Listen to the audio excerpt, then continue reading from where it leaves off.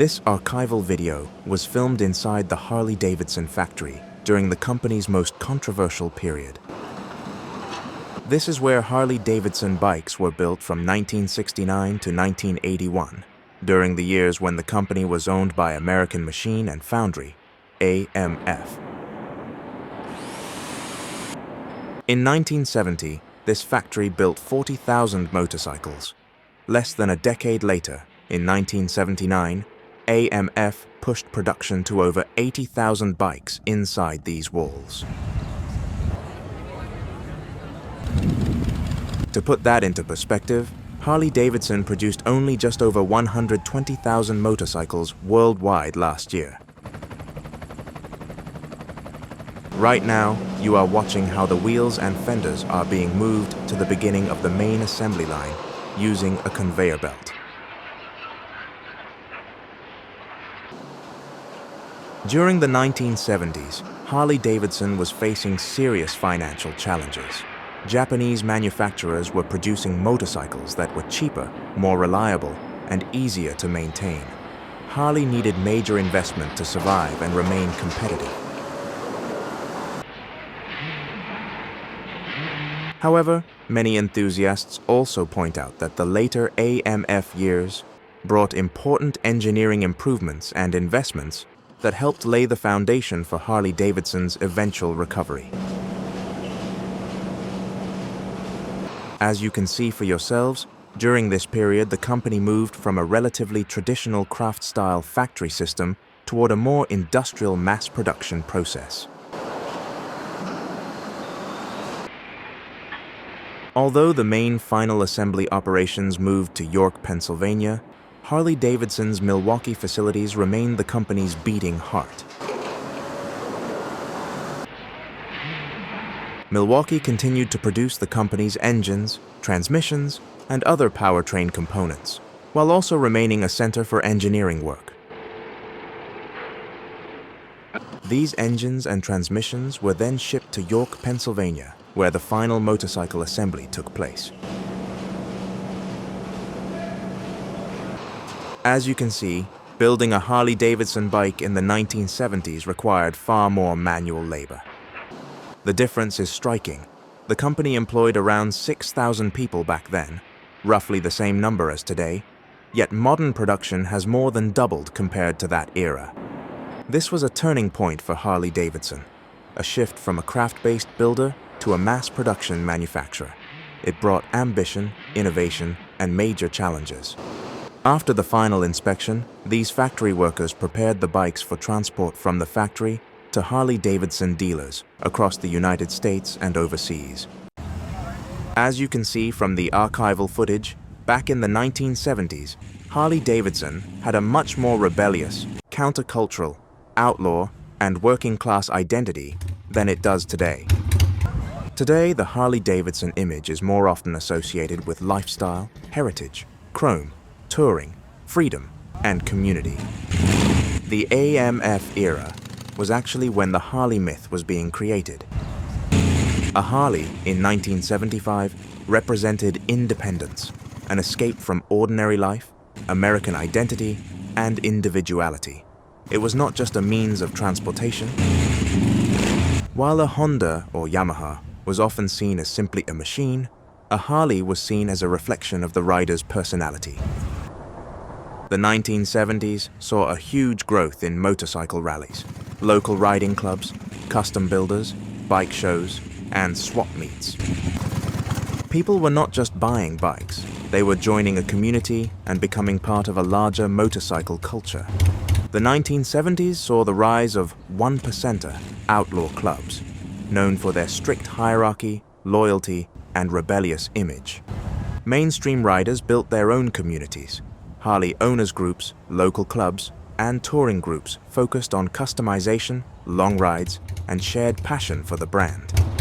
In the 1970s, Harley-Davidson culture was all about leather, denim, the rumble of a shovelhead, and the open road.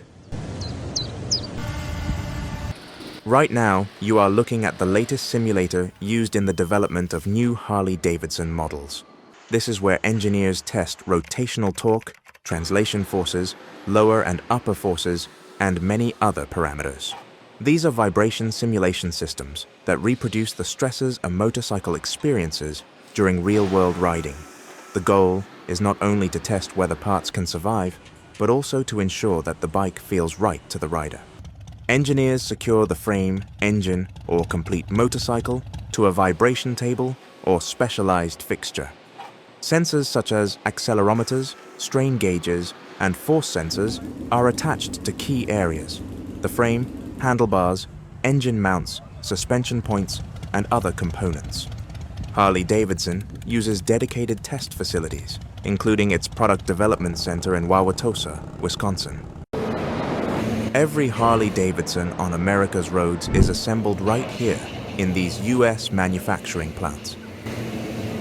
Some components are sourced from around the world, including China, but the engines and drivetrains are built in Milwaukee, Wisconsin, while the frames are assembled in York, Pennsylvania. Right now, you're watching the first stage of the manufacturing process, the stamping of fenders, fuel tanks, and other body panels at Harley-Davidson. Harley-Davidson combines advanced CNC machining and robotics with old-school hand assembly. From Milwaukee to York, every Harley-Davidson sold in America carries the mark of U.S. manufacturing. Around 70% of the parts that make up each motorcycle are produced right here in the United States. After 8 years of declining sales, Harley-Davidson finally saw a rebound. Growing demand from markets like India, Europe, and Latin America helped push global sales higher.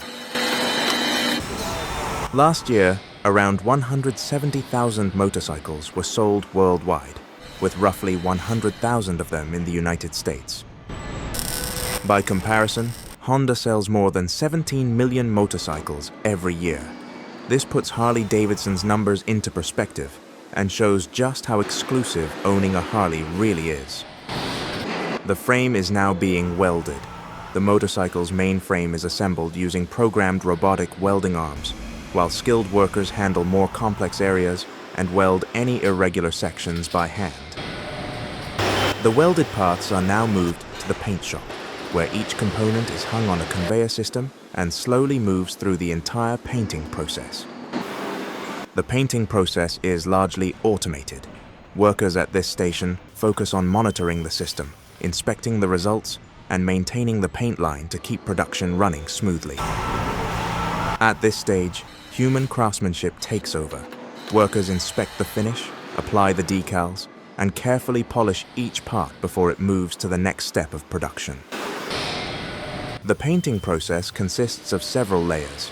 After applying an anti-corrosion treatment, the parts receive a primer coating, followed by the final paint finish, graphics, and decal application. This is the powder coating process, a modern finishing technique that gives Harley-Davidson parts their durable, long-lasting surface. Fine particles of pigment and resin are electrically charged, sprayed onto the metal, and then baked in an oven until they melt into a smooth, protective coating. This production line is also highly automated. Workers here program the robotic systems and monitor the powder coating process through computer-controlled screens to ensure everything runs smoothly. Despite the high level of automation used in many stages of production, Harley-Davidson still relies on thousands of skilled workers to build its motorcycles. This iconic motorcycle manufacturer currently employs around 5,700 people. Many of them work directly on the main assembly line, bringing each Harley-Davidson motorcycle together step by step. In Harley-Davidson production, powder coating is used extensively on components such as engine parts and frames. This process provides several advantages: increased durability, resistance to corrosion and heat, and a smooth, high-quality finish. For Harley-Davidson, Made in America is more than a label. It's part of the brand's identity. Even as it reaches riders around the world, the company continues to focus on craftsmanship, personalization, and engineering rooted in its heritage. You are now watching the yellow and orange robotic arms handling the cylinder heads. In Harley-Davidson's V-twin engines, such as the Milwaukee 8, each cylinder has its own cylinder head. These heads are designed for air cooling and efficient heat dissipation, which is why they feature Harley's iconic cooling fins. These factory robots are expensive to install, but they deliver non-stop speed, precision, and consistency on the assembly line. And this is what the cylinder assembly process looks like. Unlike fully automated operations, this step is performed by a skilled technician who carefully combines multiple engine components into one assembly. Workers within this Harley-Davidson factory are trained for one specific activity within the manufacturing process. Hundreds of finished Harley-Davidson engines are stored in this central warehouse.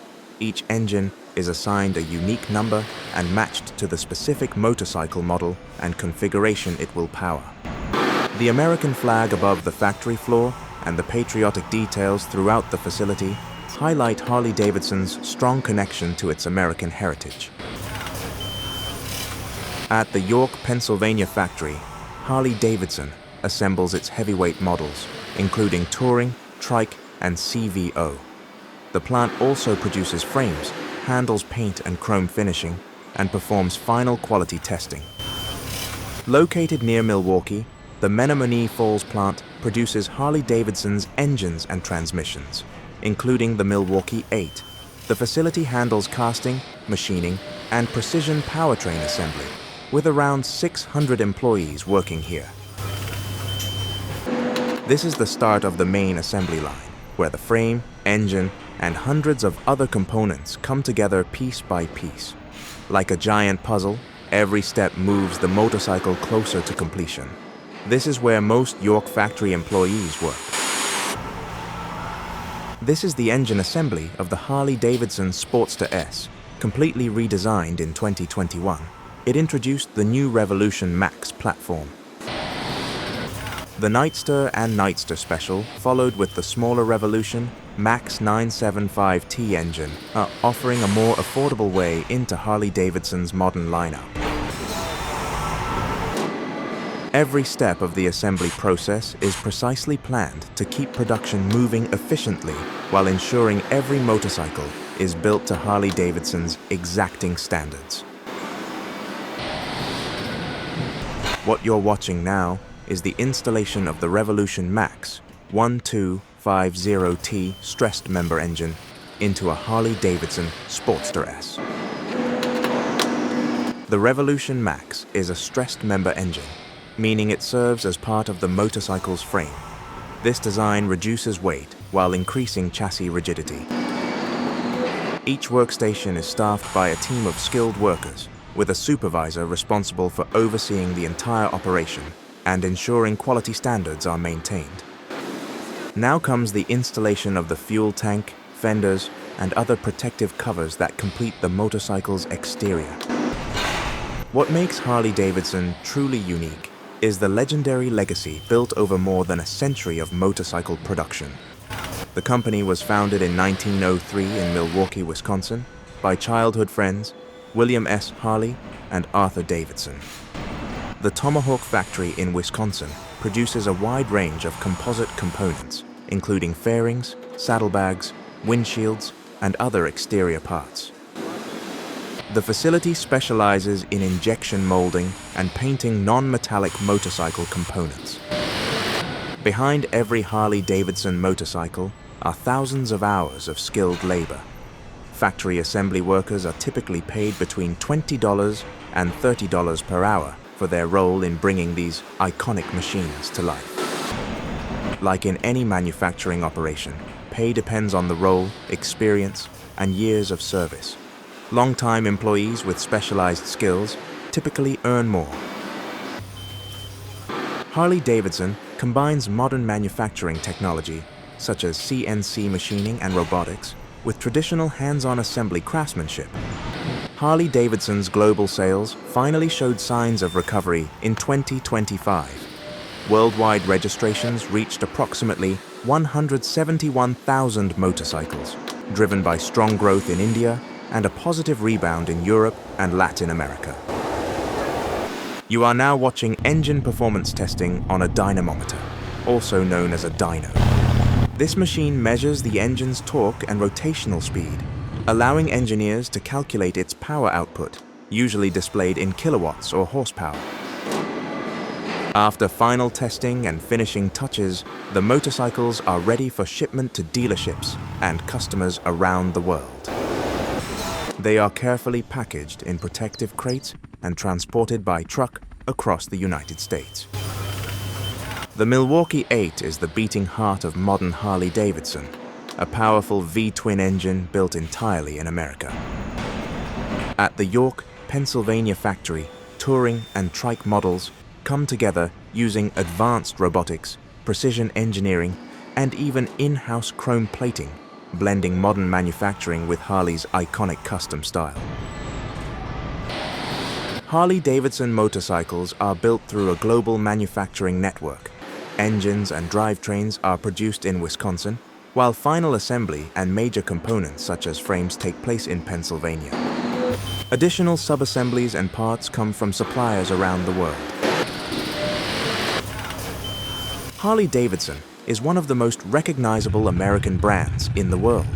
For many riders, owning a Harley is more than owning a motorcycle. It is owning a piece of American history. America's two legendary motorcycle manufacturers, Harley-Davidson and Indian Motorcycle, are among the few brands that survived the Great Depression and continue to represent the heart of American motorcycling. Around the factory floor, motorcycles are transported by AGVs, yellow automated guided vehicles that move parts and bikes efficiently between workstations.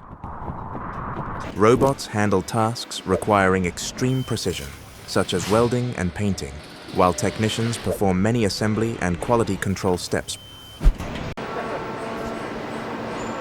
These are rare production footage of one of the most unusual scooters in history.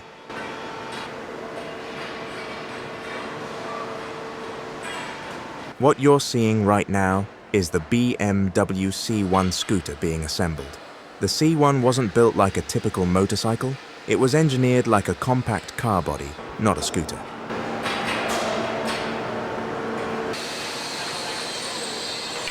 Italian design house Bertone was responsible for shaping and industrializing the body, while the engine came from Austrian manufacturer Rotax.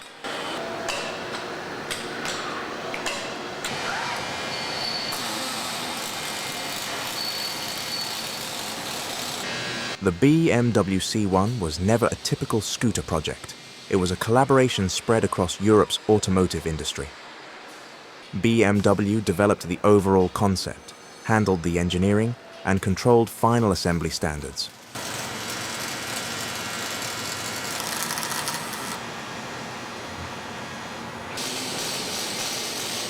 In many ways, the C1 was an early example of outsourced manufacturing under strict BMW control.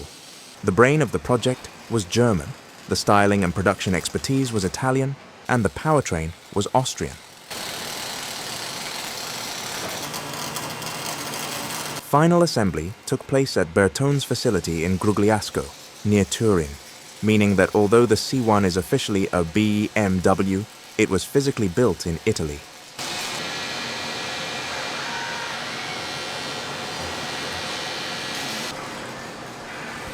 Power came from Rotax-supplied engines rather than BMW itself, offered in two versions, a 125 cubic centimeters and a more powerful 176 cubic centimeters variant for the C1200.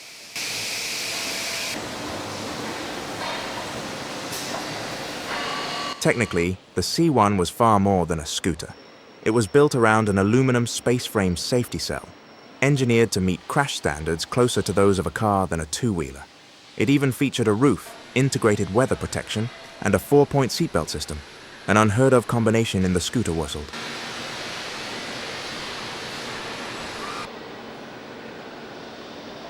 Even its packaging had to be specially designed. Because of its unusual shape and fixed roof structure, the C1 required a shrink-wrap style transport system, rather than standard motorcycle crating.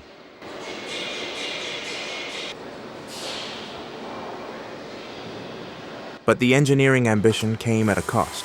High production complexity, reliance on a coach builder like Bertone, and limited economies of scale made the C1 expensive to produce.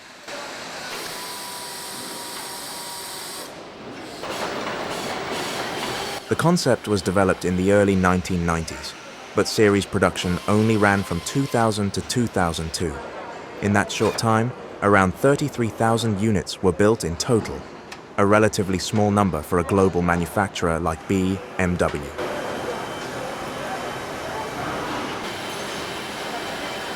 More importantly, it struggled to find its audience. Scooter and motorcycle riders were already willing to accept risk in exchange for freedom and simplicity, while car drivers had little interest in switching to a half-car compromise. In the end, the BMW C1 became one of the most fascinating dead ends in modern vehicle design, a machine that was ahead of its time, but perhaps aimed at a market that didn't fully exist.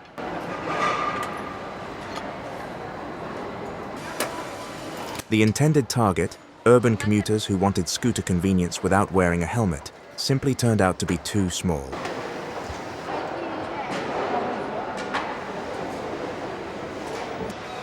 Many owners actually praised the C1 safety concept, especially its integrated roof, roll cage, and seatbelt system.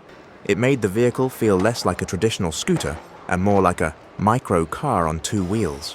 But the criticism was just as loud. The top-heavy design, limited practicality for everyday use, and relatively slow acceleration, especially in the 125 cubic centimeters version, were frequent drawbacks. One of the most common complaints was its weight and awkward handling, particularly at low speeds. Compared to conventional scooters, riders often described it as bulky and cumbersome. In the end, the C1 earned a very divided reputation. A brilliant engineering experiment, admired for its innovation, but rarely loved as a practical daily rider.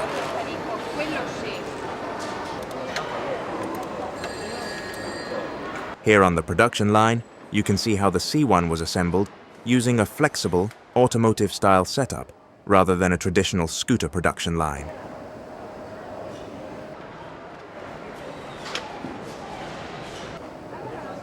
BMW designed it around one bold idea: to make scooter commuting as safe as a car, so riders wouldn't need to wear a helmet.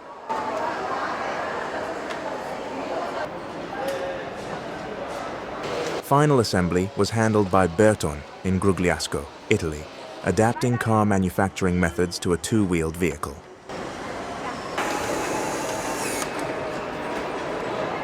Even the front wheel assembly was relatively straightforward and efficient, designed for fast installation within the production flow. Interestingly, a noticeable portion of the workforce on the line consisted of women, reflecting the highly manual, precision-based nature of the assembly process.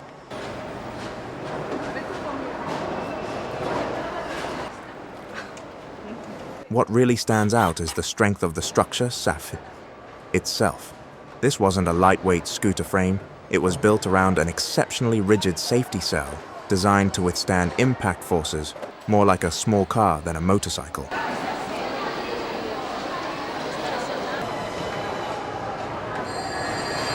At its peak, production involved hundreds of workers across the Bertone plant, although only a portion were directly assigned to the C1 line at any given time.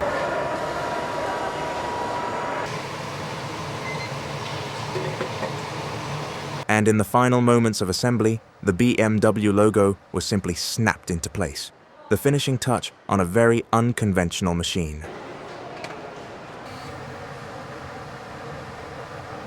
The Grugliasco facility, operated by Bertone, was not a dedicated scooter factory.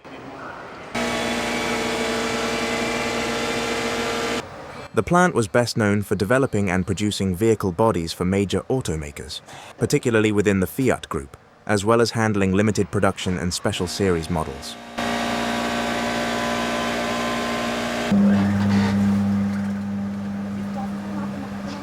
Instead, it was a traditional coach building and automotive assembly site, with a long history in car design and body manufacturing.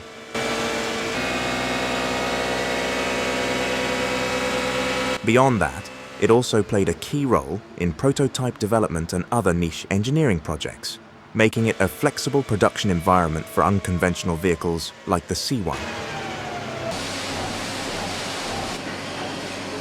This documentary takes you inside the manufacturing process of the BMW C Evolution, an electric maxi scooter developed by BMW Motorrad as the brand's first serious production electric two-wheeler and a direct precursor to the later CE4.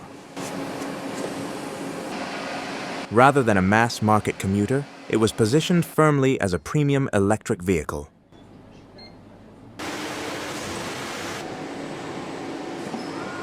Full production of the C Evolution ran from 2014 to 2021. Over that period, output remained relatively limited, averaging roughly 1,000 to 1,700 units per year depending on demand.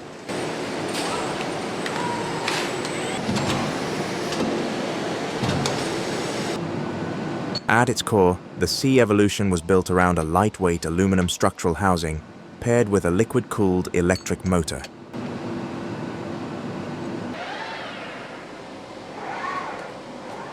Series production took place at BMW Motorrad's main factory in Berlin-Spandau, a site already responsible for building BMW motorcycles.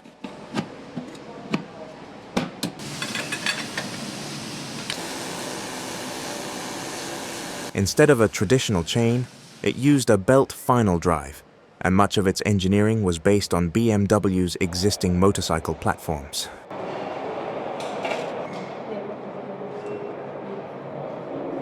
For this project, a dedicated 860 square meter assembly area was created specifically for the electric scooter program, seamlessly integrated into the existing production environment. The production system was designed around a modular concept.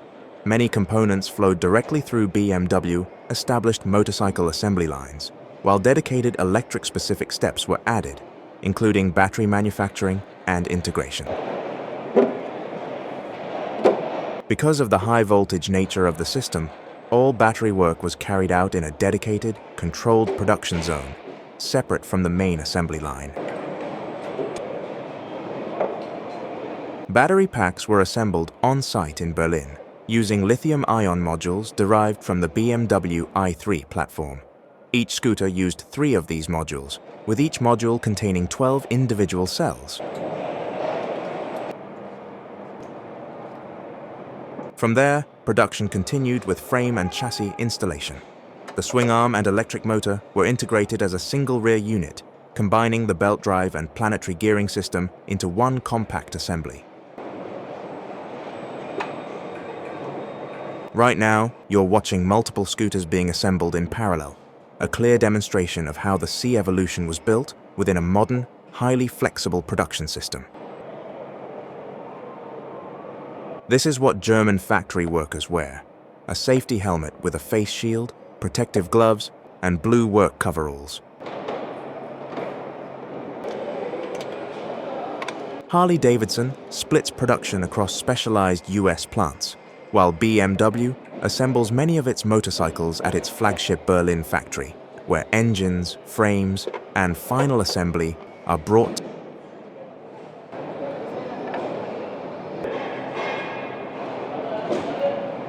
The process concluded with final inspection, diagnostics, and dynamometer testing, a crucial stage in BMW's quality control system. It is used to fine-tune acceleration characteristics, throttle response, energy consumption, and regenerative braking behavior.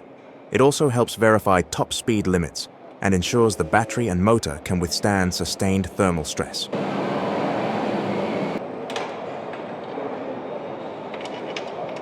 Dynamometer testing allows engineers to evaluate performance in a fully controlled environment without relying on real-world riding conditions.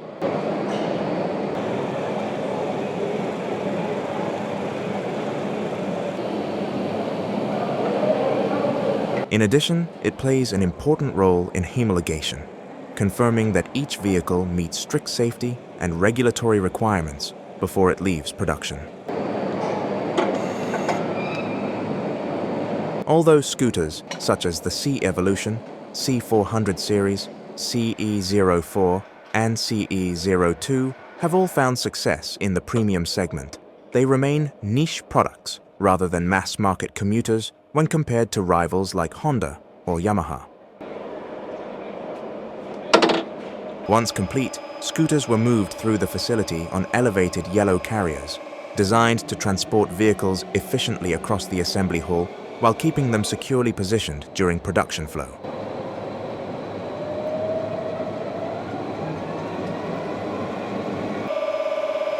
Among BMW lineup, however, petrol-powered models like the C400X and C400 GT remain the brand's best-selling scooters overall. These bikes form the backbone of BMW Motorrad global success, with strong sales volume, long-distance appeal, and a loyal rider base. In most markets, they are what people immediately associate with the BMW motorcycle brand. BMW core identity in motorcycling is built around its street and touring motorcycles, especially models like the GS adventure bikes and large touring machines.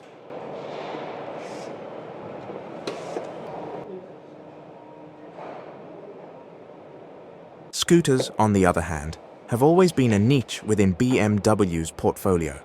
Even relatively successful models like the C400X or earlier experiments like the C-Evolution are produced in far smaller numbers and target a more urban, premium commuter audience.